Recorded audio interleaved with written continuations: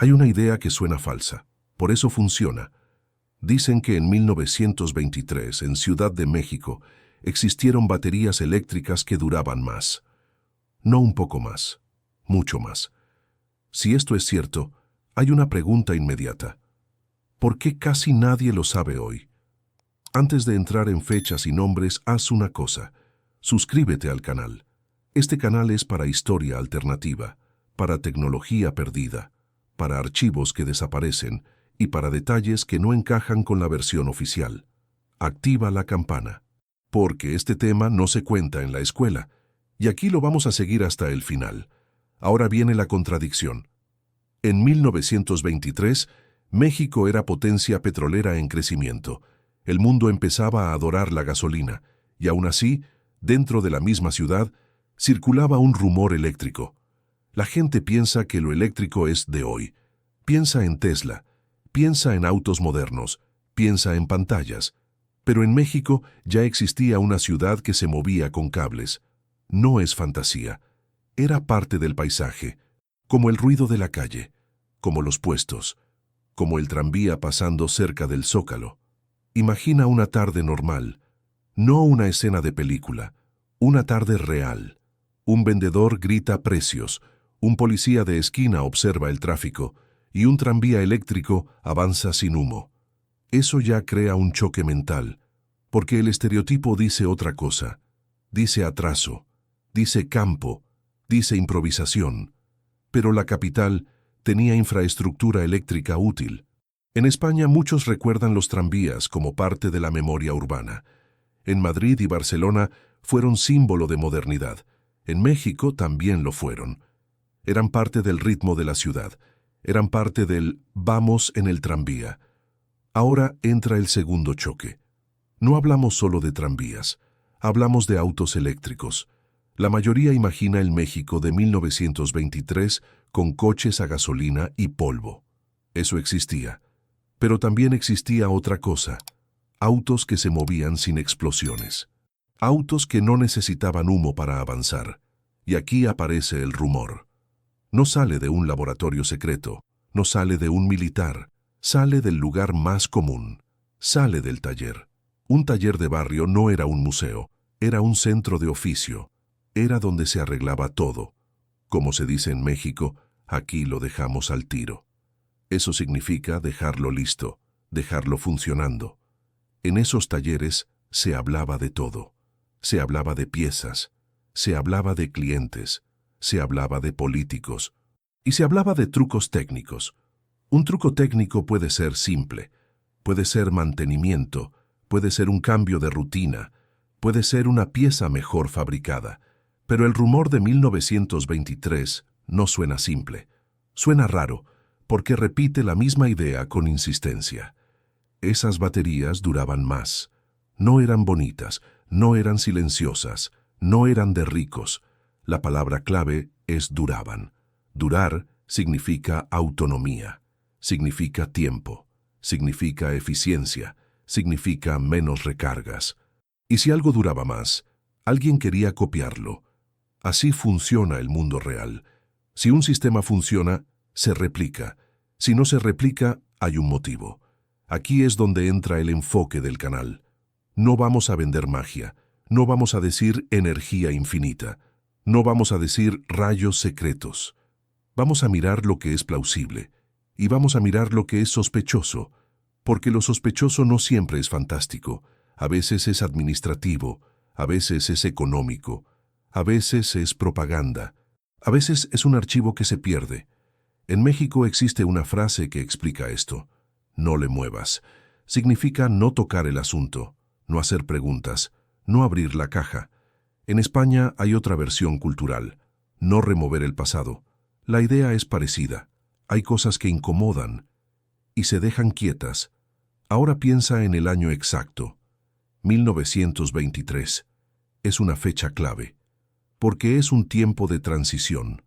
México venía de años de conflicto. La revolución dejó heridas. La reconstrucción necesitaba orden, necesitaba industria, necesitaba narrativa. En ese contexto, la energía se volvió política, no solo técnica. Energía era dinero. Energía era control. Energía era futuro. Por eso el rumor importa. Si alguien tenía una batería mejor, tenía ventaja. Si alguien tenía un método mejor, tenía poder. Y aquí entra Tartaria, pero con cuidado. En este canal usamos Tartaria como símbolo de una pregunta. La pregunta es simple. ¿Cuánta tecnología se perdió por cambios de poder? ¿Cuánta se borró por cambio de relato? ¿Cuánta se quedó sin nombre en un almacén? Esto no exige creer en imperios invisibles, exige observar patrones. Patrones de olvido, patrones de reemplazo, patrones de esto ya no conviene. Ahora volvamos a la calle, vuelve al café, vuelve a la conversación baja. En México existe la cultura del chisme, no como insulto, como red social antigua. El chisme corre más rápido que un periódico, y a veces acierta. Un mecánico dice una frase, otro mecánico la repite, un chofer la escucha, un cliente la cuenta en una mesa, y de pronto el rumor se vuelve una línea fija. Las baterías de tal sistema duraban más. En ese punto, dos mundos chocan, el mundo eléctrico urbano y el mundo del petróleo ascendente. El petróleo prometía masa, prometía rapidez, prometía estandarización, prometía un mercado gigante. Lo eléctrico prometía otra cosa, prometía limpieza local, prometía silencio, prometía un control distinto. Si tú eres un empresario de combustibles, lo eléctrico es un rival. Si tú eres un vendedor de autos baratos a gasolina, lo eléctrico es un obstáculo. Si tú eres un gobierno que quiere ingresos estables, el petróleo es una tentación. Y aún así el rumor insiste. Duraban más. Eso deja una pregunta incómoda. Si duraban más, ¿por qué no ganaron? Tal vez no duraban más. Tal vez era exageración. Tal vez era solo un caso específico. Tal vez era una batería bien cuidada. Pero si era solo eso, ¿por qué el tema aparece una y otra vez? ¿Por qué se repite con ese tono de certeza? ¿Por qué no quedó documentado de forma clara? Cuando un avance es real, deja huellas, deja facturas, deja manuales, deja anuncios, deja patentes, deja fotos. Si no hay huellas, hay dos opciones. Nunca existió, o existió y fue ocultado. Ocultar no siempre significa conspiración gigante. A veces significa algo más simple. Comprar la idea, guardar la idea, no publicarla, no financiarla, hacer que muera por falta de aire. En México hay una frase directa para eso. Lo apagaron. Así se dice cuando algo se corta a propósito. Un show, un proyecto, una carrera, una luz. Y en una ciudad que ya tenía electricidad, apagar un camino tecnológico era posible. No con explosivos, con decisiones, con contratos, con prioridades. Este video empieza aquí, en 1923, en el rumor, en el taller, en el tranvía que pasa y en la pregunta que incomoda. Porque si esa batería duraba más, alguien tuvo que notarlo. Y si alguien lo notó, alguien también tuvo que decidir qué hacer con eso. Y hay un detalle que vuelve todo más serio. Las ciudades no olvidan solas. Alguien las hace olvidar. La pista no está en un laboratorio, está en la calle. Si en 1923 alguien hablaba de baterías que duraban más, primero tenía que existir una cosa, una red eléctrica real, una red que la gente usara sin pensar. Ciudad de México ya tenía eso, no como idea, como hábito. En el centro histórico, la electricidad no era un cuento, era parte del movimiento, era parte del sonido, era parte del horario. El tranvía eléctrico pasaba y nadie lo aplaudía. Eso es importante. Cuando algo es normal, se vuelve invisible. Muchos hoy recuerdan coches antiguos, pocos recuerdan cables, pocos recuerdan postes, pocos recuerdan subestaciones, pero estaban ahí. El Zócalo era un punto de cruce, no solo político, también urbano, también eléctrico. De ahí salían rutas, rutas que conectaban con barrios, rutas que conectaban con trabajo, rutas que conectaban con vida diaria. Un tranvía es una prueba simple, no discute, no opina, Funciona o no funciona, y para funcionar necesitaba energía estable, necesitaba mantenimiento, necesitaba piezas, necesitaba personal. Eso significa sistema, no improvisación. En España, la palabra tranvía tiene peso histórico. En Madrid y Barcelona fue transporte clave.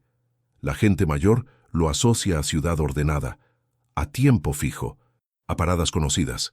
En México pasó algo parecido.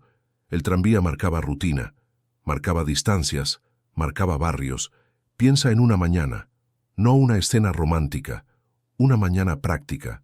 Gente saliendo temprano, sombreros, ropa de trabajo, paquetes, niños con prisa.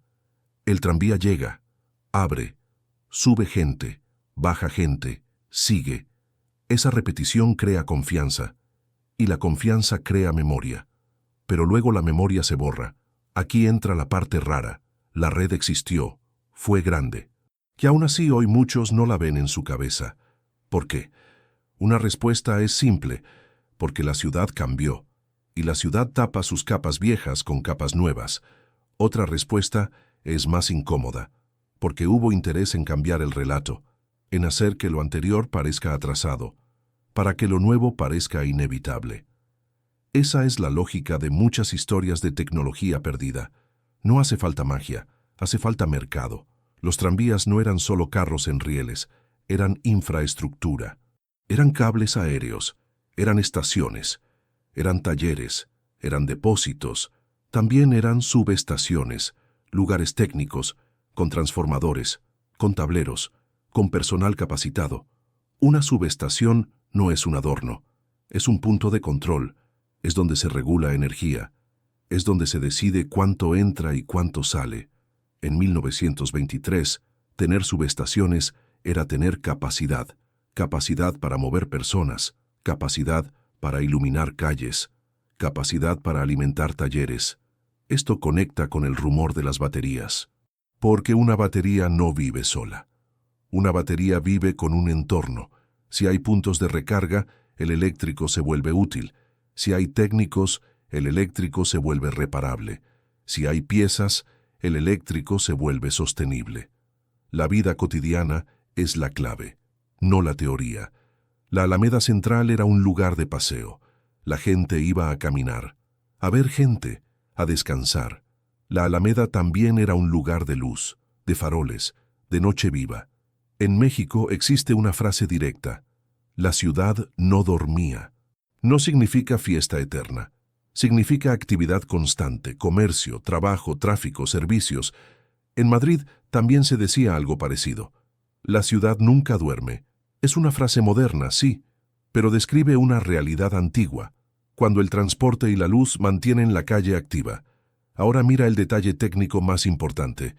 El tranvía obligaba a pensar en energía como red, no como tanque, no como barril. Una red se planifica, se mide, se mantiene. Eso genera cultura técnica, genera oficios, genera especialización. En México, el oficio tiene respeto cultural. El maestro del taller manda por experiencia, no por título. Ese maestro podía entender un motor eléctrico, podía entender un cableado, podía entender una carga. No necesitaba palabras modernas, necesitaba resultados. Por eso el rumor "duraban más" suena creíble en un punto. Porque había manos capaces de mejorar cosas, había gente capaz de ajustar sistemas, había gente capaz de estirar rendimiento. No hace falta inventar baterías milagro. Hace falta optimizar lo que ya existía. Hace falta disciplina. También había mapas, mapas de rutas, mapas de líneas, mapas de conexiones. Un mapa de tranvía no es solo turismo, es una radiografía de la ciudad. Te muestra qué barrios importaban. Te muestra dónde estaba el flujo. Te muestra qué zonas estaban conectadas y cuáles no. En historia alternativa, los mapas son oro, porque los mapas no piden permiso para decir la verdad. Si una ciudad tiene líneas, tiene proyecto. Si tiene proyecto, alguien lo diseñó. Si alguien lo diseñó, alguien dejó documentos. Y aquí aparece el primer problema. Muchos documentos no circulan. Muchos documentos no están digitalizados. Muchos documentos están en archivos con acceso limitado o están perdidos. Eso alimenta la sospecha, porque cuando falta papel, crece el rumor. Pero hay otra forma de ver el asunto. La red eléctrica misma es un documento. Está en fotos antiguas, en postes, en cables, en sombras de estructuras. Los misterios arquitectónicos a veces nacen de esto. La gente ve una foto, ve una fachada, ve un edificio técnico y pregunta por qué existía. No siempre es Tartaria. A veces es ingeniería local. A veces es un proyecto olvidado. Pero el patrón es el mismo. Se construye, funciona, y luego se retira, y luego se borra. ¿Por qué se borra? Porque estorba la historia oficial de progreso lineal. La historia oficial suele decir esto. Antes era oscuro. Luego llegó la modernidad. Luego llegó el coche. Luego llegó el desarrollo. Pero si ya había modernidad eléctrica urbana antes, la línea se rompe. Y esa ruptura incomoda. Ahora agrega un factor humano. Los negocios. Un tranvía mueve masas. Eso reduce necesidad de coche privado. Eso reduce venta de gasolina. Eso reduce dependencia de carreteras. Si tú vendes combustible, el tranvía es competencia. Si tú vendes autos baratos, el tranvía es obstáculo. No tienes que destruirlo con violencia. Solo tienes que dejar de invertir. Solo tienes que cambiar prioridades. Solo tienes que favorecer otro modelo. En México, eso se entiende con una frase. Se fue por otro lado. Significa que el camino cambió por decisión. En España existe una idea parecida. Se dejó morir. Es cuando algo útil pierde apoyo y desaparece. La red eléctrica urbana permite otra pregunta. Si era posible mover tranvías, ¿era posible recargar autos eléctricos? La respuesta lógica es sí, al menos en ciertos puntos. Al menos para ciertos usuarios. Eso explica por qué el eléctrico pudo existir como lujo funcional. No como sueño, como servicio. Y cuando algo existe como servicio, deja rutina, deja horarios, deja pagos, deja operadores. Aquí vuelve el rumor. No es solo tenían baterías, es tenían baterías que duraban más. Durar más, en una ciudad con red, puede significar varias cosas. Puede significar mejor mantenimiento, puede significar recarga programada, puede significar intercambio de baterías, puede significar rutas cortas pensadas para ahorrar energía. Puede significar que el usuario era disciplinado. Eso ya suena menos místico, suena más peligroso, porque muestra que el futuro pudo ser diferente sin milagros. Y si el futuro pudo ser diferente, alguien perdió una oportunidad, o alguien la canceló. La red eléctrica ya estaba. La ciudad ya tenía cables, ya tenía técnicos, ya tenía ritmo. Entonces, la pregunta cambia. No es, ¿podía México? La pregunta es, ¿quién decidió que no convenía seguir? Y en esa decisión suele aparecer un nombre, un contrato, una concesión, una campaña, un cambio de discurso. Lo siguiente que vamos a mirar no es una batería, es el mundo social que la rodeaba, los ricos, los choferes, los talleres y el lujo silencioso que se movía sin humo mientras el petróleo ganaba la calle. Hay un detalle que cambia todo. No era un invento de feria, no era un experimento escolar, era lujo, y el lujo deja rastro. En 1923 un auto eléctrico no era barato, era raro, era exclusivo y era silencioso. Ese silencio era parte del precio. En una ciudad con ruido de calle, el silencio se nota. La gente gira la cabeza, porque escucha menos. La mayoría de la gente iba a pie, o en tranvía, o en carruaje, y cuando podía, en coches a gasolina que ya ganaban terreno. Pero en ciertas puertas aparecía otro vehículo, un coche que no soltaba humo, un coche que no vibraba igual, un coche que no anunciaba su llegada con explosiones. Eso marcaba clase, mansión y calle, portal y banqueta, uniforme y polvo. Piensa en el centro histórico, piensa en calles con comercio, piensa en la Alameda como paseo, piensa en el tranvía pasando cerca. La ciudad tenía ritmo, y ese ritmo era eléctrico en varios puntos. Ahora entra un contraste visual muy claro. Las mansiones y edificios elegantes, la gente los asocia con el porfiriato. Muchos todavía dicen estilo porfiriano. Eso significa fachadas con influencia francesa. Significa hierro, cantera, columnas, lámparas. Significa la idea de parecer Europa en pleno México. El porfiriato impulsó una modernidad a la europea. Eso significa copiar estilos de París y de Madrid. Significa arquitectura y moda importadas. Significa vender orden y progreso como imagen pública. Aunque 1923 ya era otro tiempo, esa estética quedó en la ciudad. También quedó en un lugar clave, Paseo de la Reforma. Era avenida de exhibición. Era donde se mostraba poder, donde se mostraba dinero, donde se mostraba modernidad. Ahí un auto importado era un mensaje, y un auto eléctrico importado era un mensaje más raro, porque no se veía todos los días. En España pasaba algo parecido con la modernidad.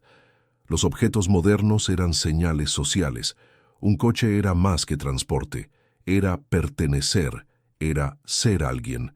En México también. Por eso los eléctricos de élite encajan. Eran modernos sin ensuciar. Eran tecnología sin ruido. Y eran estatus sin esfuerzo visible. Ahora viene un punto técnico. Muchos de esos autos llegaban importados. Llegaban con motor eléctrico y baterías. Y luego pasaba algo muy mexicano. Se adaptaban. México tenía una cultura fuerte de carrocerías hechas a medida. La carrocería es la piel del coche. Es lo que define el lujo por fuera. La élite quería diferencia. Quería personalización. Quería que el coche se viera distinto. Eso se resolvía en talleres. Con metal trabajado a mano, con madera, con tapicería, con detalles. Era un lujo con oficio. Ahí aparece la figura del maestro del taller. En México, maestro significa autoridad técnica, significa experiencia práctica. No es un título académico, es alguien que resuelve. Entonces el eléctrico de élite era un producto mixto, mitad importación, mitad oficio local. Y esa mezcla importa para historia alternativa, porque cuando una tecnología se adapta, se transforma. Y cuando se transforma, nace el rumor de mejoras. La pregunta es simple. ¿Qué podía mejorar un taller local en un eléctrico importado? Podía mejorar el cuidado de baterías. Podía ajustar el peso de la carrocería. Podía mejorar cables y conexiones. Podía hacer mantenimiento más frecuente. Podía organizar recargas con disciplina. Podía entrenar al chofer para manejar suave. Podía evitar descargas profundas. Podía registrar rutinas. Nada de eso es magia. Pero todo eso puede aumentar duración. Aquí hay otro detalle social. El eléctrico de élite no era para todos. No era para rutas largas. No era para carreteras malas. Era para ciudad. Era para trayectos previsibles. Casa, oficina, visita, paseo. Eso hace que dure más, sea más probable, porque la ruta es corta, porque el uso es controlado, porque el chofer obedece reglas, porque el mantenimiento es constante. Ahora vuelve el contraste social. Un eléctrico de élite no circulaba por cualquier calle, había baches, había zonas sin vigilancia, había riesgo de robo, había riesgo de daño, y también había miedo a mezclarse. El coche de lujo buscaba avenidas, buscaba zonas vigiladas, buscaba entradas amplias, buscaba lugares donde esperar sin problemas. El chofer era parte del sistema. Tener chofer era señal de clase. El chofer aprendía rutinas, aprendía dónde recargar, aprendía dónde no entrar, aprendía a evitar calles conflictivas, aprendía a hablar poco. En otras palabras, el eléctrico de élite creaba un ecosistema pequeño, y un ecosistema deja pistas. Pistas como talleres que conocen el sistema, pistas como proveedores de piezas, pistas como puntos de recarga, pistas como empleados que repiten rutinas, pistas como notas de prensa social. La prensa de sociedad a veces muestra tecnología sin querer, porque presume lo nuevo, porque publica fotos, porque menciona marcas o modelos. En México, esas notas servían para mostrar prestigio. En España también existían secciones parecidas. Eran escaparate, y el escaparate deja huella. Entonces la pregunta se vuelve concreta. Si esos eléctricos existieron, ¿dónde están sus rastros hoy? Pueden estar en hemerotecas, en archivos, en fotos familiares, en catálogos, en facturas, en anuncios pequeños, en reportes municipales, en papeles de concesión. Pero también puede pasar otra cosa, que existan rastros y nadie los conecte, porque hoy casi nadie busca eléctrico en 1923. La mente moderna busca eléctrico después de 2000. Ese es un tipo de borrado. No es censura directa, es olvido dirigido por la moda y por el mercado. Y el mercado, en esos años, tenía un ganador claro: la gasolina. La gasolina prometía ir lejos, prometía no depender de una red fija, prometía expansión. Y expansión vende más. La expansión también crea dependencia, eso crea negocios largos. Ahí nace la tensión. El eléctrico era silencio y ciudad, la gasolina era ruido y expansión. Y cuando dos modelos compiten, gana el que arma mejor su cadena de dinero. No siempre el más limpio, no siempre el más lógico para la ciudad. El eléctrico de élite fue un símbolo de un camino posible, un camino que podía ampliarse, un camino que ya tenía apoyo por la red de tranvías, pero ese camino empezó a cerrarse. No de golpe, se cerró con decisiones pequeñas, con inversión dirigida, con prioridades nuevas, con publicidad, con precios, con infraestructura. Y aquí queda la pieza clave del misterio. Si el eléctrico era de élite, entonces el secreto de duración no estaba en manos de todos. Estaba concentrado, estaba protegido por dinero y por discreción. Eso explica por qué un rumor puede sobrevivir sin volverse industria. Pero también abre otra sospecha. Cuando un secreto queda en un círculo pequeño, es fácil comprarlo, es fácil absorberlo, y es fácil hacerlo desaparecer del relato. La pregunta final incomoda. Si el eléctrico fue lujo, ¿quién se quedó con los papeles? ¿Quién se quedó con los proveedores? ¿Quién se quedó con las concesiones? Porque cuando miras hacia esa dirección, ya no estás mirando baterías, estás mirando poder. La frase suena simple. Esas baterías duraban más. Pero esa frase tiene trampa, porque no dice cuánto, no dice en qué condiciones, no dice para quién, no dice con qué uso, y aún así, la gente la repetía como si fuera un hecho. Eso es lo que vuelve el rumor interesante. Aquí viene la contradicción. En 1923, la batería era el punto débil de un auto eléctrico. Era pesada, era cara, era lenta de recargar, era delicada si se usaba mal. Entonces, ¿cómo puede existir un rumor de duraban más? La respuesta puede ser técnica, o puede ser social, o puede ser las dos cosas. Para entenderlo hay que bajar el tema a cosas concretas, no a milagros, no a energía gratis, no a fantasías. Una batería dura más por dos caminos, o tiene mejor química, o se usa mejor. Y a veces, el segundo camino parece el primero, porque la gente confunde resultados con tecnología. Primera hipótesis, uso urbano inteligente. Un eléctrico de 1923 podía funcionar bien en rutas cortas, casa a oficina, oficina a visita, visita a paseo. Eso reduce desgaste, eso reduce descargas profundas, eso mejora la autonomía real. En México, muchas familias de élite no necesitaban cruzar toda la ciudad. Vivían cerca de zonas clave, se movían por avenidas, evitaban pendientes fuertes, evitaban calles rotas. Eso ya cambia la duración percibida. En España pasa algo parecido en ciudades antiguas. Calles estrechas, recorridos repetidos, trayectos previsibles. Un uso así favorece lo eléctrico. Segunda hipótesis, manejo disciplinado. Un eléctrico rinde más si se maneja suave. Aceleración lenta, velocidad constante, frenado anticipado. Eso hoy es básico, pero en 1923 podía ser un truco de chofer experto. Y el chofer de élite era profesional, no era improvisado. Era alguien entrenado para cuidar el vehículo y para cuidar la inversión del patrón. En México existe una idea directa. cuidar lo caro. Significa tratarlo con reglas, no con emoción. Tercera hipótesis. Recarga en momentos correctos. Una batería antigua sufría si se dejaba descargada mucho tiempo. Sufría si se abusaba de cargas malas. Sufría si se cargaba sin control. Si una familia tenía un punto fijo de recarga, tenía ventaja. Si tenía un electricista de confianza, tenía ventaja. Si tenía rutina, tenía ventaja. En la cultura mexicana, el técnico de confianza es clave. El que llega y lo deja funcionando. El que conoce tu casa. El que sabe dónde está el problema. Eso pudo existir en residencias ricas, y eso cambia duración. Cuarta hipótesis. Mantenimiento real, no solo arreglo. Mantenimiento es revisar antes de fallar, es limpiar contactos, es apretar conexiones, es revisar cables, es evitar humedad, es evitar golpes. En 1923, el cableado era parte de la vida del auto eléctrico. Si el cable fallaba, perdías energía.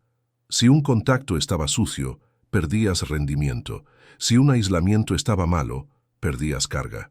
Un taller bueno podía mejorar eso, sin inventar nada nuevo, solo trabajando mejor. En México hay una frase: lo dejaron bien hecho. No es poesía, es evaluación técnica. Quinta hipótesis: peso y carrocería. Un auto eléctrico pierde autonomía si pesa más. Si la élite pedía carrocerías pesadas, perdía autonomía. Pero también podía pasar lo contrario. Un carrocero experto podía diseñar algo más liviano, podía usar materiales de forma eficiente, podía evitar exceso de adorno, podía equilibrar el vehículo. Eso no crea energía, pero hace que rinda más. Sexta hipótesis: temperatura y condiciones. La batería sufre con calor extremo, sufre con frío extremo, sufre con humedad. Ciudad de México tiene clima particular por la altitud. No es selva, no es desierto total. Tiene noches frescas, tiene estaciones marcadas. Eso pudo favorecer ciertos tipos de baterías. No por magia, por condiciones reales. Séptima hipótesis: química de la época y selección de proveedor. En ese tiempo se usaban baterías de plomo ácido en muchos vehículos. Eran conocidas, eran pesadas, eran reciclables y variaban mucho en calidad. No todas las baterías eran iguales. Había fabricación mejor y peor. Había placas mejor hechas. Había materiales más puros. Había control de calidad desigual. Una élite compra lo mejor. Eso es un patrón mundial. En México y en España igual. Entonces duraban más, puede significar, eran de mejor calidad. No eran secretas, solo eran caras. Octava hipótesis: intercambio de baterías. Este punto es clave, porque cambia el significado de durar. Si un sistema permite cambiar baterías rápido, el auto no se detiene, y para el usuario eso se siente como dura más. La batería no dura más, el servicio dura más. En 1923, esto no es imposible. Es logística, es tener baterías disponibles, es tener un lugar de intercambio, es tener personal. ¿Quién podía tener eso? Una empresa, un taller con acuerdos o una red pequeña de élite. Esto encaja con el rumor, porque la gente no veía el intercambio detrás, solo veía el auto seguir circulando. Novena hipótesis: 2 autos, una batería, un truco de calendario. Una familia rica podía alternar vehículos. Podía usar uno mientras el otro cargaba. Podía tener recargas largas sin prisa. Para el observador externo, parece rendimiento superior. Para el dueño, es organización. En México se entiende con una frase simple: ¿tienen con qué? Significa que tienen recursos para que algo funcione mejor. Décima hipótesis: el mito nace por comparación injusta. La gente comparaba eléctricos de élite con autos a gasolina comunes. Los comunes fallaban más. Eran mal mantenidos. Eran usados duro. Tenían combustible variable. Tenían piezas baratas. El eléctrico de élite se veía más fino, más estable, más confiable en ciudad. Entonces el relato se formaba solo. Eso sí sirve. Eso sí dura. Y el paso final del mito llega rápido. Se convierte en tenían una tecnología mejor. Aquí aparece la pregunta central. ¿Mejor tecnología o mejor sistema? Porque sistema incluye todo. Rutas cortas, recargas fijas, chofer disciplinado, mantenimiento constante, calidad premium, taller experto, calendario organizado. Un buen sistema puede derrotar a una mala tecnología y puede parecer avance secreto, pero no termina ahí, porque aunque sea solo sistema, todavía incomoda. Si el sistema funcionaba, ¿por qué no se expandió? Si era viable en ciudad, ¿por qué no se protegió? Si ya existía una red eléctrica por tranvías, ¿por qué se dejó morir esa ruta?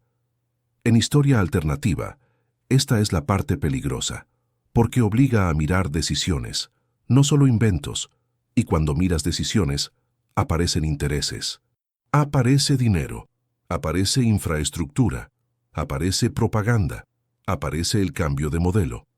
Hay un detalle cultural que importa para México y España. La modernidad muchas veces se vendía como lo nuevo, aunque no fuera lo mejor. Se vendía como lo inevitable. Se vendía como lo correcto. La pregunta real es esta. ¿Quién definió lo inevitable en los años 20? Si el rumor era cierto, aunque fuera por sistema, alguien lo vio. Y si alguien lo vio, alguien también vio un obstáculo. Un obstáculo para la gasolina barata. Un obstáculo para el auto masivo. Un obstáculo para la cadena de negocios. Por eso, el secreto de 1923 no es solo una batería. Es un choque entre modelos. El modelo urbano eléctrico y el modelo petrolero expansivo. Y cuando un modelo gana, no solo gana en la calle, gana en la memoria, gana en los archivos, gana en lo que se enseña. El siguiente paso es seguir el rastro donde duele, no en la batería, en el dinero que rodeaba esa energía, en la expansión del petróleo, y en el momento exacto en que lo eléctrico dejó de ser futuro y empezó a ser pasado. Si el rumor de 1923 tiene una base real, no empieza en un despacho, empieza en un taller. En México, el taller es una institución, no es solo un lugar, es una forma de vida. En un taller se aprende viendo, se aprende escuchando, se aprende repitiendo. Eso se llama aprendizaje por oficio. No es teoría, es práctica. En España también existe esa cultura. El maestro de oficio manda por experiencia, no manda por diploma. Eso es igual en ambos lados del Atlántico. Ahora imagina la Ciudad de México de esos años. Calles con polvo, calles con adoquín, calles con humedad en temporada de lluvias. Un coche sufre en ese entorno, un coche eléctrico también. Si un coche eléctrico funcionaba bien, era por una razón. Alguien lo cuidaba, alguien lo adaptaba, alguien lo entendía, y esa persona casi nunca era el dueño. Era el chofer, era el mecánico, era el electricista. Ese es el punto que muchos ignoran. La tecnología no vive sola, vive con gente capaz. En México, esa capacidad tiene un nombre cultural. El ingenio mexicano. No es un mito. Es una forma de resolver con lo que hay. En la vida real, ingenio significa esto. Hacer funcionar lo difícil. Arreglar sin destruir. Adaptar sin manual. Un electricista de barrio en 1923 podía no usar palabras modernas, pero sabía qué cable calentaba de más. Sabía qué contacto daba falsa conexión. Sabía cuándo una batería estaba cansada. En México se usa una frase simple, ya no retiene. Así se describe una batería que pierde carga. Ese lenguaje es práctico. Ese lenguaje nace del trabajo diario. Ahora entra el oficio de los carroceros. La carrocería no es solo estética. También es peso. También es aerodinámica básica. También es distribución. Un carrocero bueno entiende equilibrio, entiende dónde pesa más, entiende dónde se deforma. Eso cambia rendimiento, eso cambia autonomía, eso cambia duración real. Si el rumor dice duraba más, no es solo química, puede ser peso optimizado, puede ser estructura más eficiente. En esa época, muchas carrocerías se hacían con detalle artesanal, con madera, con metal, con tapicería, con remaches. Eso crea dos posibilidades. Una carrocería puede ser más pesada por lujo o puede ser más ligera por habilidad. Un taller de élite podía buscar lujo, pero un taller inteligente podía buscar eficiencia. Depende del cliente. Depende del objetivo. Ahora mira a los herreros. En México el herrero es clave. Sabe trabajar metal sin máquinas modernas, sabe doblar, sabe reforzar, sabe reparar. En España, el oficio del metal también tiene tradición fuerte. Muchos pueblos y barrios crecieron con herrería. Es un conocimiento antiguo. Es directo. Un sistema eléctrico necesita soportes, necesita anclajes, necesita piezas hechas a medida. Si una pieza importada no encajaba, el herrero la adaptaba. Si una vibración aflojaba un soporte, el herrero lo corregía. Eso reduce fallas. Eso aumenta estabilidad. Y estabilidad se traduce en dura más. Porque fallas pequeñas se vuelven grandes con el tiempo. Ahora entra el mecánico. Aquí hay una confusión común. La gente cree que un mecánico solo sirve para gasolina. Eso es falso. Un mecánico sabe de rodamientos, sabe de ejes, sabe de frenos, sabe de suspensión, sabe de desgaste. Eso aplica a cualquier coche, eléctrico o no. Si los frenos rozan, el coche pierde energía. Si los rodamientos están mal, el coche pierde energía. Si el alineado está mal, el coche pierde energía. Eso no es misterio. Eso es física básica. Un coche eléctrico viejo podía parecer malo en manos descuidadas y podía parecer bueno en manos finas. Por eso el taller importa. Ahora entra el electricista de verdad, el que no improvisa, el que mide, el que revisa conexiones, el que sabe aislar cables. En 1923 no se hablaba como hoy, pero ya existían principios técnicos, ya existía experiencia, ya existían errores conocidos. Un cable mal aislado roba energía, un contacto sucio roba energía, un interruptor viejo roba energía. Si un electricista lo corrige, el coche rinde más. Y el dueño lo resume así: ahora sí dura. Eso es lo que genera mito, porque el resultado se convierte en leyenda. En México, los talleres también tienen cultura de palabra. La información circula por conversación, no por documento. Un maestro le dice a un aprendiz un truco. El aprendiz lo repite años después y no queda escrito. Eso explica por qué muchas mejoras no aparecen en archivos, aparecen en memoria, aparecen en rumor. En España pasa algo parecido con el saber de oficio. Mucho se transmite sin papel, y cuando se pierde una generación se pierde el método. Ahora añade un factor social. La élite pagaba por discreción, pagaba porque el coche funcionara sin drama, pagaba porque el chofer no hablara de más. Eso reduce huellas públicas, eso protege mejoras. Otra pieza cultural mexicana ayuda a entenderlo.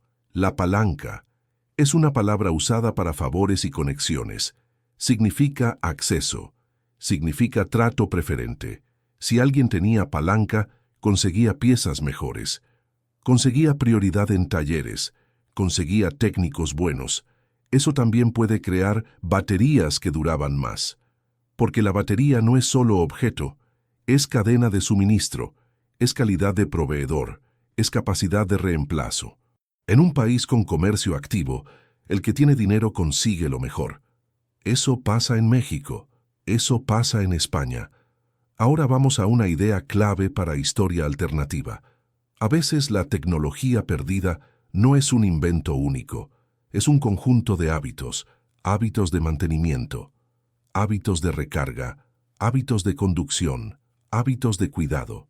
Si esos hábitos existieron en un grupo pequeño, el resultado parecía superior y el resto lo veía como misterio. En términos simples, eso es un sistema. No una batería milagrosa, pero un sistema puede ser más importante que una pieza, porque un sistema compite contra otro sistema. El sistema eléctrico urbano tenía ventaja en ciudad, ya tenía red por tranvías, ya tenía técnicos, ya tenía puntos de energía. El sistema petrolero tenía otra ventaja, tenía expansión, tenía ventas masivas, tenía precios que podían bajar con volumen. Cuando esos dos sistemas chocan, el taller queda en medio. El taller es donde se ve la verdad. Si la gasolina llega barata, el taller se adapta. Si el eléctrico deja de tener demanda, el taller deja de especializarse. Si el gobierno apuesta por carreteras, el taller cambia su enfoque. Eso no pasa en un día, pasa en años, pasa con decisiones pequeñas, y en ese proceso se pierde conocimiento, se pierde costumbre, se pierde habilidad, no porque alguien queme libros, sino porque ya no paga. Ese es el lado frío del misterio. La desaparición puede ser económica, no sobrenatural. Pero todavía queda algo más incómodo. Si el taller podía mejorar rendimiento, también podía descubrir límites, podía descubrir qué proveedor fallaba, podía descubrir qué material era mejor, podía descubrir qué práctica alargaba la vida de la batería. Ese tipo de información vale dinero, y lo que vale dinero atrae control. En ese punto, la pregunta cambia otra vez. Ya no es qué batería era, es quién controlaba el conocimiento del taller. Porque si alguien quería que el eléctrico muriera, había un paso lógico. No atacar al coche, atacar al oficio. Basta con cortar piezas, basta con cortar servicios, basta con cerrar rutas de recarga, basta con empujar al taller hacia gasolina. Y hay un detalle que conecta con lo que viene. En 1923 el petróleo no solo era combustible, era proyecto de país, era fuente de poder, era futuro político. Cuando un país entra en esa lógica, la energía deja de ser neutral, se vuelve estrategia. Y en estrategias, el conocimiento del taller puede ser visto como amenaza, o como oportunidad para ser comprado, o como algo que conviene absorber y callar. El rumor de duraban más pudo nacer así, por manos concretas, por hábitos concretos, por mejoras pequeñas. Pero si esas manos eran tan importantes, hay una última pista. Los nombres, los apellidos, los talleres específicos, los barrios donde se concentraba ese saber. Y cuando empiezas a buscar eso, aparece una sombra repetida. La sombra de contratos, la sombra de concesiones, la sombra de un mercado que cambió de dueño sin hacer ruido. El rumor eléctrico de 1923 no murió por una razón técnica. Murió por una ruta de poder. Esa ruta tenía un nombre: petróleo. México ya estaba entrando en una era nueva, una era de extracción, una era de exportación, una era de contratos grandes. El petróleo no era solo energía, era moneda, era influencia, era control. En esos años, el mundo industrial quería lo mismo. Combustible constante, barato, fácil de transportar. La gasolina encajaba perfecto, un tanque se llena rápido, un coche se mueve lejos, no necesita cables arriba, no necesita puntos fijos. Eso era libertad para el conductor, pero era negocio para otros. Aquí viene la contradicción que casi nadie dice en voz alta. La ciudad ya tenía red eléctrica por los tranvías. Eso era una ventaja para lo eléctrico, pero el mercado empujó lo contrario. ¿Por qué? Porque el petróleo no solo vendía transporte, vendía todo un sistema de refinerías, un sistema de distribución, un sistema de estaciones, un sistema de empleos y favores. En México, cuando un sistema de ese tamaño aparece, pasa algo conocido. La política se acerca. Y el dinero también. En España existe una frase popular: ¿quién se lleva la comisión? Significa quién gana por debajo. En México se dice distinto. ¿Quién se está mochando? Mochada es una parte del dinero que se entrega como pago oculto. No hace falta exagerar para entender el patrón. Un negocio grande crea puertas, y ahí aparece la puerta giratoria. Es un concepto simple: gente que sale del gobierno y entra a empresas, o gente que sale de empresas y entra al gobierno. La decisión pública se vuelve privada, y luego vuelve a ser pública. Eso no es un mito, es una forma de poder. Cuando pasa, cambia la infraestructura, cambia lo que se financia, cambia lo que se abandona. El eléctrico urbano necesitaba continuidad. necesitaba red, necesitaba puntos de recarga, necesitaba talleres especializados. La gasolina necesitaba otra cosa, necesitaba carreteras, necesitaba estaciones, necesitaba combustible barato.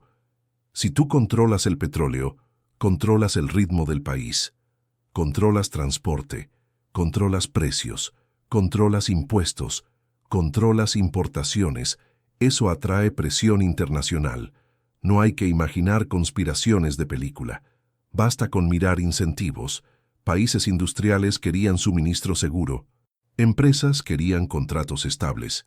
Bancos querían garantías. Y un gobierno que busca orden suele aceptar ese juego. Aunque el costo sea cambiar de ruta tecnológica, aquí entra una referencia cultural mexicana directa. Modernidad muchas veces significaba una cosa específica. Significaba parecerse a Estados Unidos y Europa. Significaba motor a gasolina. Significaba carretera. Significaba coche privado. En España también hubo esa idea en distintas épocas. Ponerse al día significaba copiar el modelo dominante. No necesariamente crear uno propio. Así se vende el futuro, como una sola opción. Y cuando el futuro se vende así, el pasado se reescribe rápido. El eléctrico quedó con una etiqueta falsa, quedó como cosa lenta, quedó como cosa cara, quedó como cosa limitada. Eso era parcialmente cierto, pero no era el cuadro completo. El cuadro completo era un choque entre redes. La red eléctrica ya existía en la ciudad, pero no era una red pensada para expansión nacional rápida. Era urbana, era fija, era planificada para rutas. La red petrolera podía extenderse como mancha, podía llegar a pueblos, podía llegar a zonas sin cables, podía crecer con camiones y barriles. Ese tipo de expansión seduce a los gobiernos porque parece desarrollo inmediato. Aquí aparece otra pieza clave. La infraestructura crea dependencia. Si construyes estaciones, necesitas gasolina. Si necesitas gasolina, necesitas refinerías. Si necesitas refinerías, necesitas extracción. Si necesitas extracción, necesitas concesiones. Cada paso abre un negocio. Cada negocio crea un grupo de interés. Y cada grupo de interés protege su cadena. En México hay una palabra que resume esa protección: compadrazgo. No es solo amistad, es red de favores, es lealtad, es puerta de entrada. En España hay una idea parecida. Enchufe. Significa acceso por contacto, no por mérito. Estos términos existen porque describen algo real. Cuando el dinero se concentra, los contactos mandan. Y en los años 20, el dinero del petróleo estaba creciendo. Eso no significa que todo fuera corrupción. Significa que el terreno era perfecto para decisiones inclinadas. Ahora mira el efecto práctico en lo eléctrico. Si una ciudad tiene tranvías, lo lógico es fortalecer esa red. Crear más rutas, crear más energía estable, crear más puntos de recarga. Pero si el país apuesta por gasolina, la inversión cambia de dirección. Se pavimentan rutas para autos, se favorece el transporte individual, se impulsa el motor de combustión como norma, y lo eléctrico queda arrinconado como lujo pequeño, como curiosidad, como capricho de ricos. Eso mata una tecnología sin disparar un solo tiro. También hay un efecto cultural fuerte. La gasolina se vuelve símbolo de libertad. El eléctrico se vuelve símbolo de dependencia de cables. Aunque en la ciudad ya había cables. La propaganda trabaja con imágenes simples. Trabaja con emociones rápidas. Un anuncio no dice cadena de suministro. Dice aventura. Dice velocidad. Dice tú decides. Ese mensaje fue muy poderoso. Ahora suma un factor internacional. La industria automotriz masiva se estaba consolidando. Modelos estandarizados. Piezas repetidas. Mecánicos formados para gasolina. Eso baja costos. Eso llena calles. Y cuando una calle se llena de un modelo, el otro modelo pierde mercado. Los talleres cambian. Los proveedores cambian. La escuela técnica cambia. El conocimiento eléctrico se vuelve raro. Se vuelve caro. Se vuelve especial. Y lo especial muere si no hay demanda. Por eso el rumor de 1923 se vuelve más oscuro aquí, porque pudo existir un buen sistema eléctrico urbano, pero el país eligió otro camino. Ese camino no fue neutro, fue empujado por dinero, fue empujado por infraestructura, fue empujado por alianzas, y aquí entra el punto conspirativo sin exagero. Cuando una tecnología compite con una cadena de ganancias enorme, se enfrenta a 3 tácticas simples. Primera táctica: ahogar la inversión, no ampliar recargas, no mejorar suministro, no apoyar talleres especializados. Segunda táctica: cambiar el relato, presentar lo eléctrico como pasado, presentar lo petrolero como futuro. Tercera táctica: comprar y guardar, adquirir patentes, absorber proveedores, cerrar acuerdos de exclusividad. Nada de esto requiere sociedades secretas. Requiere contabilidad. Y en esa contabilidad, la puerta giratoria ayuda. Porque un exfuncionario conoce licitaciones, conoce regulaciones, conoce puntos débiles. Un exejecutivo conoce precios, conoce presión, conoce cómo negociar. Cuando esas 2 figuras se intercambian, la política deja de ser solo política. Se vuelve ingeniería de mercado. Por eso, si había una práctica que hacía que baterías duraran más, podía volverse peligrosa para ciertos intereses. Peligrosa no por ser sobrenatural. Peligrosa por mostrar que había alternativa. Una alternativa urbana. Una alternativa menos dependiente del barril. Una alternativa que podía crecer si se protegía. Y cuando una alternativa amenaza una cadena grande, aparece una reacción silenciosa. No se prohíbe, no se anuncia, solo se deja sin aire. El resultado es el que vemos hoy. La gente recuerda la gasolina como destino y olvida lo eléctrico como posibilidad. Pero un rumor no muere del todo si tocó algo real. Se queda en frases cortas, se queda en talleres viejos, se queda en notas perdidas, se queda en nombres de empresas que ya no existen, y cuando empiezas a buscar esos nombres, te das cuenta de algo. El petróleo no solo cambió motores, cambió el mapa de la ciudad, y cambió lo que se construyó para sostener un nuevo tipo de vida. Porque el siguiente paso no fue solo vender combustible, fue rediseñar la calle para un solo ganador. El petróleo cambió la ruta, pero Ford cambió la mente. Ese fue el golpe real, no fue técnico. Fue psicológico. Antes un coche era un objeto raro, era para pocos, era para quien podía sostenerlo. Luego llegó la producción en masa y el coche empezó a parecer posible. Ford no vendió solo metal, vendió una idea simple. El coche puede ser para muchos. Esa idea es poderosa porque toca orgullo, toca deseo, toca comparación. En México, esa comparación fue rápida, porque la ciudad ya veía modernidad, tranvías, luz, avenidas, edificios nuevos. La modernidad ya estaba en el aire, pero todavía faltaba el símbolo personal. El tranvía era modernidad colectiva, el coche era modernidad individual, y el modelo barato convirtió el coche en meta, en premio, en escalón social. En España pasó algo similar con el automóvil en su expansión. Tener coche empezó a ser haber llegado, no por necesidad, por estatus. En México el estatus se lee fuerte en la calle, se nota en la ropa, se nota en el lugar, se nota en el vehículo. Por eso el coche barato no fue solo un producto, fue una señal. La señal decía esto: yo también puedo. Esa frase cambia ciudades, porque multiplica decisiones. Un tranvía llena una ruta, un coche llena una calle. Cuando miles eligen coche, el tráfico aparece. Cuando el tráfico aparece, la ciudad cambia su forma. Y ahí entra la trampa. El coche barato gana aunque sea peor para la ciudad. Peor por ruido, peor por humo, peor por espacio, peor por accidentes, peor por congestión, pero mejor para el deseo, mejor para la sensación de libertad. Mejor para el orgullo personal. La gente no compra solo eficiencia, compra identidad.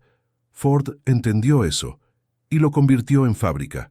Producción en masa significa repetición, la misma pieza, el mismo modelo, el mismo proceso. Eso baja el precio, eso aumenta la oferta, eso normaliza el coche, luego pasa algo automático. Los mecánicos se forman para ese modelo, los talleres se equipan para ese modelo, los proveedores importan para ese modelo. La ciudad se adapta al coche, no al revés. Y cuando la ciudad se adapta, se vuelve dependiente. Esto se ve en pasos simples. Se abren más calles para coches, se prioriza el pavimento, se crean nuevas rutas, se reduce espacio de tranvía. Cada decisión parece pequeña, pero juntas forman una jaula suave, una jaula cómoda, una jaula con volante. En México hubo otra capa, la aspiración. Después de años de conflicto y cambios, la gente buscaba estabilidad, buscaba progreso visible, buscaba señales de normalidad. El coche privado se volvió esa señal, se volvió ya estamos bien, se volvió ya somos modernos. Y modernidad en la propaganda tenía una cara, tenía motor, tenía gasolina, tenía velocidad. Lo eléctrico parecía lo contrario, parecía limitado, parecía raro, parecía de otros, aunque hubiera tranvías eléctricos, aunque la red existiera. Ese es el golpe psicológico. No importa la realidad técnica, importa la imagen dominante. Ford también creó una idea de confianza. Si millones lo usan, debe servir. Esa lógica es brutal, porque mata alternativas. Una alternativa pequeña no puede competir contra una ola, no por mala, por volumen. En historia alternativa, esto es clave. Las tecnologías no mueren solo por fallar, mueren por quedar fuera del relato masivo. El coche barato construyó ese relato masivo. Ahora entra el tema del tener carro como símbolo.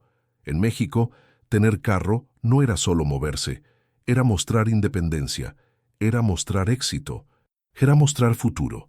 Hay frases que lo reflejan: ya trae carro, ya se alivianó, ya subió de nivel. No son frases técnicas, son frases sociales. En España hay expresiones parecidas: ya tiene coche, ya está hecho. La idea es la misma, el coche cambia cómo te miran, y la gente lo sabe. Entonces, aunque el tranvía sea más eficiente, el coche gana en prestigio, y el prestigio mueve decisiones. Aquí aparece otra contradicción fuerte: el coche barato vendía libertad, pero exigía dependencia. Dependencia de gasolina, dependencia de piezas, dependencia de mecánicos entrenados para combustión, dependencia de una cadena de suministro. Esa cadena, en México, se conectó con intereses grandes y con presión externa. No hace falta decir control total. Basta con entender esto. Cuando un país organiza su movilidad alrededor de un combustible, ese combustible se vuelve un punto de control. Si sube el precio, sufre todo. Si baja la oferta, sufre todo. Si hay conflicto, sufre todo. La ciudad se vuelve sensible, como un cuerpo que necesita una sustancia diaria. Y ahí entra el punto triste. La modernidad se volvió dependencia. El coche barato también impactó el diseño urbano. Una ciudad pensada para tranvías y peatones tiene otro ritmo. Paradas, rutas fijas, calles vivas, comercio de cercanía. Una ciudad pensada para coches tiene otro ritmo. Estacionamiento, avenidas rápidas, cruces peligrosos, distancias largas. Eso cambia cultura. Se vuelve normal vivir más lejos. Se vuelve normal conducir para todo. Se vuelve normal medir la vida en tráfico. La gente no lo elige como plan, lo elige como consecuencia. Y esa consecuencia se vende como progreso. En México, la palabra progreso tenía carga política. Significaba orden, significaba inversión, significaba entrar al mundo moderno. En España, la palabra también tuvo esa carga en distintas etapas. Se usó para justificar cambios rápidos, a veces sin debate. El coche barato se coló en esa palabra, y la palabra le abrió camino. Ahora vuelve el tema del eléctrico. ¿Qué pasa con una tecnología que no encaja en el símbolo dominante? Se vuelve invisible, se vuelve capricho, se vuelve cosa de ricos, se vuelve rareza, y cuando se vuelve rareza, deja de recibir apoyo. Los talleres pierden práctica. Los proveedores desaparecen. La gente deja de pedirlo, no por odio, por costumbre. En ese punto, el rumor de 1923 queda como eco. Un eco de un sistema que pudo crecer. Pero Ford hizo que la gente quisiera otra cosa. Quisiera coche para todos. Quisiera gasolina como norma. Quisiera expansión. Eso fue el golpe psicológico, porque cambia lo que la gente defiende. Cuando una mayoría sueña con coche propio, la ciudad se rediseña para ese sueño, y cualquier alternativa se ve como amenaza a ese sueño, incluso si la alternativa es mejor para la ciudad. Ese es el tipo de paradoja que alimenta teorías, no porque haya fantasmas, sino porque hay decisiones colectivas guiadas por deseo. En Historia Alternativa, esta parte es una bisagra, porque muestra cómo se fabrica un destino, no por una orden secreta, por millones de pequeñas elecciones empujadas por publicidad, precio y prestigio. Y cuando un destino se fabrica así, los archivos también cambian. Lo que no conviene se minimiza, lo que no vende se olvida, lo que no encaja se vuelve nota al pie.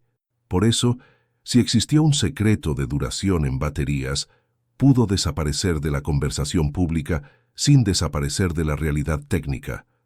Pudo quedar guardado en dos lugares: en el taller que lo aprendió y en el papel que alguien decidió no difundir.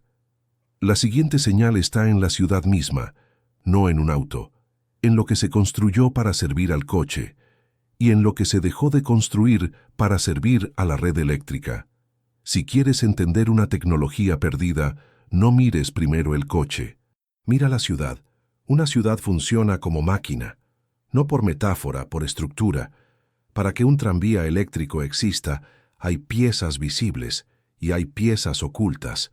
Lo visible son los cables, los postes, las líneas, las estaciones. Lo oculto son las subestaciones, las bóvedas técnicas, los registros, los túneles de servicio. Muchos hoy recuerdan fotos antiguas del Zócalo, recuerdan el Palacio de Bellas Artes, recuerdan la Alameda, recuerdan el Paseo de la Reforma. Pocos se fijan en el fondo, en los postes, en las cajas, en los cables aéreos. Eso es normal. La gente mira monumentos, no mira infraestructura, pero la infraestructura es la prueba dura, la prueba que no discute. Una subestación eléctrica no se construye por capricho, se construye por necesidad. Una subestación hace una cosa: recibe energía, la transforma, la distribuye. Eso requiere ingeniería, requiere presupuesto, requiere permisos, requiere personal, también requiere planos. Los planos urbanos son otra pista fuerte, porque muestran intención, muestran prioridades, muestran zonas conectadas y zonas abandonadas. En Historia Alternativa, los planos son incómodos, porque no cuentan historias bonitas, cuentan rutas. Si una línea eléctrica iba a cierto barrio, ese barrio importaba. Si no iba, ese barrio quedaba fuera. Eso crea un mapa social, no solo técnico. Ahora piensa en lo que pasa cuando un sistema cambia, cuando el coche a gasolina gana. La ciudad deja de expandir una red y empieza a expandir otra. La red de cables pierde inversión. La red de calles gana inversión. Pero la red vieja no desaparece de golpe. Se queda como restos, restos en edificios, restos en postes antiguos, restos en cajas metálicas, restos en sótanos. En México, esto se entiende con una frase directa: ahí quedó. Significa que algo se abandonó sin cerrar del todo. En España existe una frase parecida: se quedó ahí. El sentido es igual. Algo útil se vuelve invisible por costumbre. Ahora entra el tema de misterios arquitectónicos. Mucha gente ve una foto vieja y pregunta: ¿por qué ese edificio tiene tantas ventanas altas? ¿Por qué esa estación tiene esa forma? ¿Por qué hay bóvedas bajo una avenida? ¿Por qué hay túneles de servicio que nadie menciona? A veces la respuesta es simple. Eran obras técnicas de la época. Eran parte de agua, gas, electricidad. Eran parte de drenaje. Eran parte de transporte. Pero a veces también pasa esto. Los archivos no están disponibles. O están dispersos. O nadie los conecta. Ese vacío crea misterio. Y cuando hay misterio entra Tartaria como idea. En este canal, Tartaria se usa como una pregunta operativa, no como una afirmación total.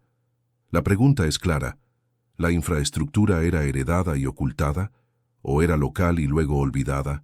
Las dos opciones pueden coexistir en un caso real. No hay que elegir una sola de forma ciega. Una ciudad grande recicla obras, reutiliza túneles, reutiliza bóvedas, reutiliza registros. Eso pasa en Ciudad de México. También pasa en Madrid. También pasa en Barcelona. En España hay metros y galerías técnicas con décadas. En México también hay capas de obra debajo de la calle. La diferencia es el relato público. La gente rara vez escucha hablar de lo técnico. Escucha hablar de lo visible. Por eso cuando alguien encuentra una bóveda o un túnel, lo siente como secreto.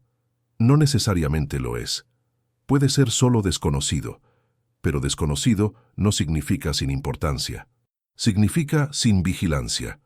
Y lo que no tiene vigilancia se puede borrar fácil. Aquí entra otra pista concreta. Los postes. Un poste antiguo puede mostrar etapas, muestra cambios de materiales, muestra cambios de altura, muestra cambios de líneas. Un poste viejo a veces tiene marcas, tiene números, tiene placas, tiene soportes que ya no se usan. Eso indica que antes cargaba otra función. En fotos antiguas, los postes son un idioma.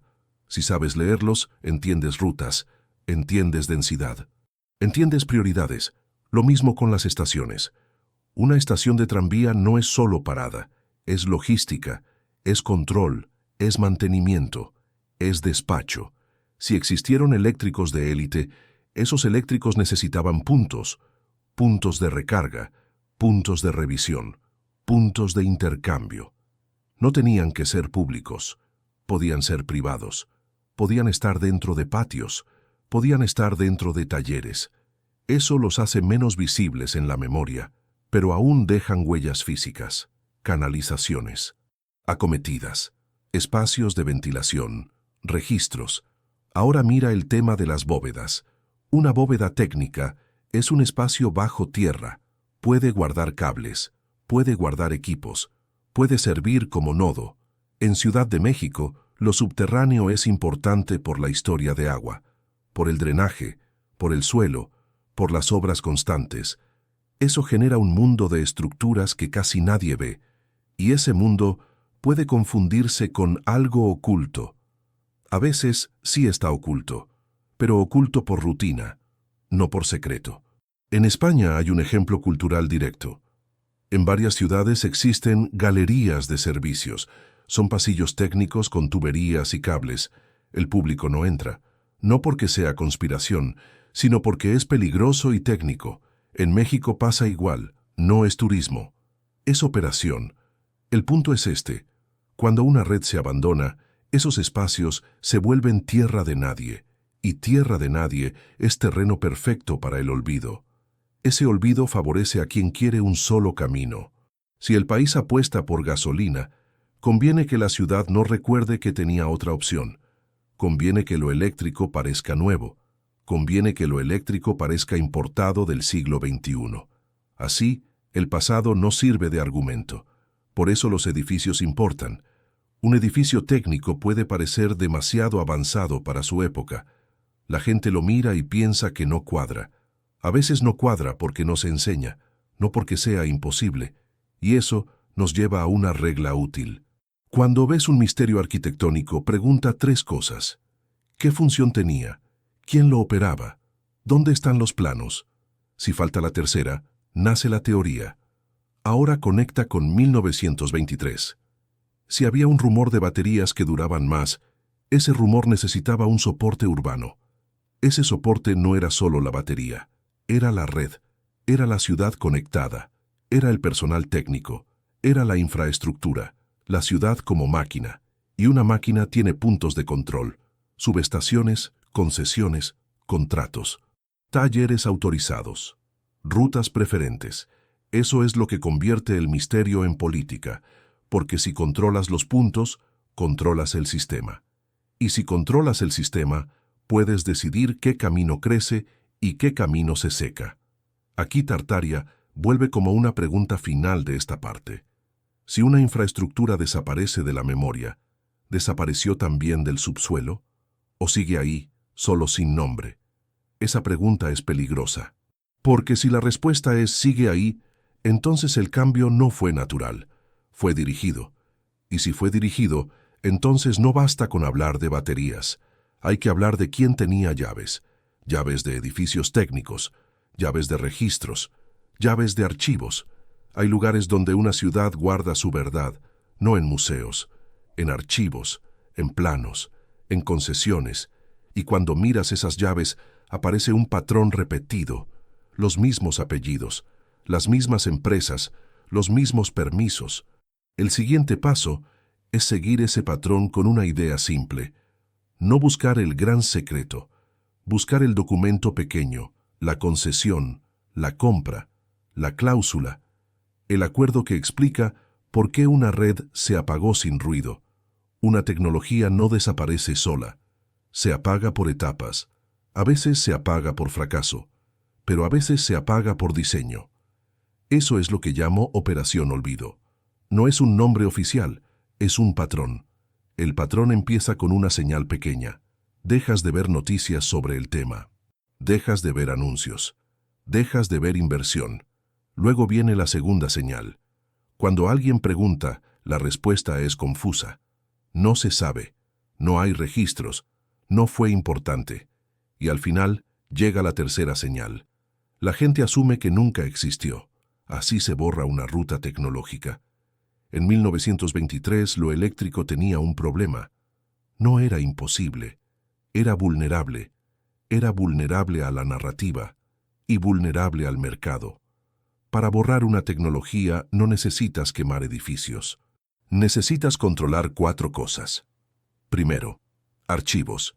Si no hay documentos accesibles, no hay memoria pública. Y si no hay memoria pública, el tema se vuelve rumor. En México, archivo suena a institución, pero también suena a laberinto. Papeles en cajas, series incompletas, catálogos sin digitalizar. En España pasa igual con muchos fondos antiguos. Hay material, pero está disperso y requiere tiempo. Ese es el punto perfecto para el olvido. No tienes que destruir. Solo tienes que dejarlo difícil. Segundo, prensa. La prensa define qué es moderno y qué es viejo. También define qué merece atención. Un día el tono es positivo, nuevo servicio, nueva comodidad, tecnología elegante. Otro día el tono cambia, caros, lentos, poco prácticos. No hace falta mentir por completo, basta con elegir el ángulo. Cuando el ángulo cambia, cambia la percepción social y la inversión sigue a la percepción. Tercero, patentes. Las patentes son raras para el público, pero son clave para el poder. Si una mejora real existía, podía patentarse. Si se patentaba y no prosperaba, hay motivos. Puede ser falta de dinero, puede ser falta de apoyo estatal, puede ser falta de mercado, o puede ser compra. Comprar una patente no siempre es para usarla, a veces es para guardarla. Guardar una patente es controlar el futuro, es decir, esto no sale al mercado. Cuarto, publicidad. La publicidad gana batallas sin sangre. Una campaña puede hacer que lo eléctrico parezca anticuado, puede hacerlo parecer para señoras, puede hacerlo parecer para ricos excéntricos, puede hacerlo parecer frágil. Eso es estigmatización, y cuando una tecnología se estigmatiza, la gente deja de pedirla. Aunque funcione, en México existe un mecanismo social simple. Se te pega la fama. Significa que una etiqueta te persigue. En España existe una idea parecida. Se le quedó el San Benito. Es una etiqueta que no se va.